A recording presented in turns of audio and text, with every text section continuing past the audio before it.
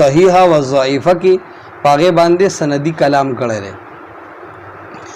کم ساروی چې حمل وی دا غ ذبح کول څنګه دی قربانی پیدا شو یا نه او د بچی څه حکم دی.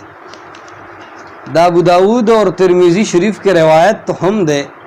صحابه او د الله د پیغمبر نه تاسو کو چې دا الله حبیبا ډیر وخت دا سکیږي چې مونږ یو ساروی ذبح کو نو د هغه په خېټه کې بچی وي. نبی له صلوات والسلام ورته هم دا جواب ورکو چې کچرتا بچی ژوندې او ذبح کې حلال کې غوخه خړل کو ظلم غواړي نو جایز دي. نو مسله دا ده چې د قربانې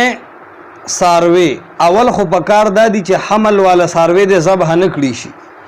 خو کچا حملدار ساروی یعنی هغه ساروی چې داغه په خېټه باندې بچی وي دا سه ساروی چې ذبح کو نو قربانی وشوه. البته فقها دومره لیکري دي چې بیخي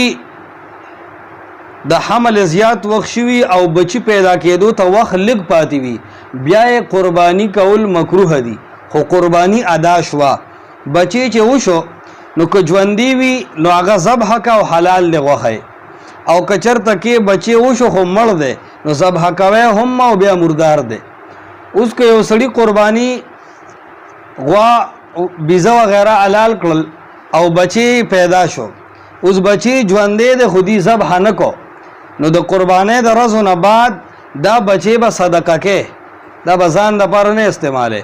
او کچر تکي د قربانې د ورځو نه بعد دا ذبح کو نو دا ټول غوخه به صدقه کې،